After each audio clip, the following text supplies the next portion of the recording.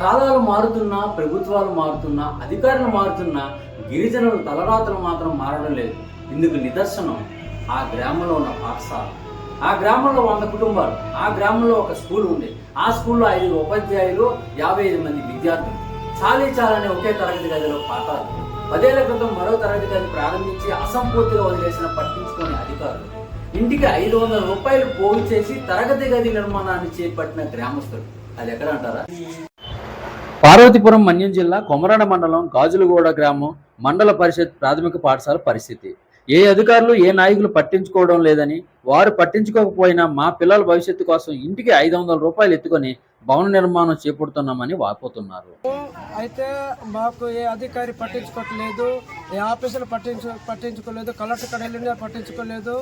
అయితే మేము మా పిల్లల భవిష్యత్తు కోసము మేము ఇంటింటికి 500 వేసి డబ్బులు కూడేసుకొని ఇక్కడ మనము కట్టించుకుంటే మంచిదని. అయితే ఇక్కడ 2, 3, 5 వరకు ఇక్కడే ఉంది కాబట్టి మేము ఇలాగా మా పిల్లల భవిష్యత్తు కోసము పిల్లల కోసం మేము బాధపడి రేకులు కొనుక్కొని ఇక్కడ బిల్డింగ్ దగ్గర వేసుకుంటున్నాము. అయితే మమ్మల్ని ఎవరు పట్టించుకోవట్లేదు, ఎన్ని తిరిగేమో ఎవరు పట్టించుకోలేదు.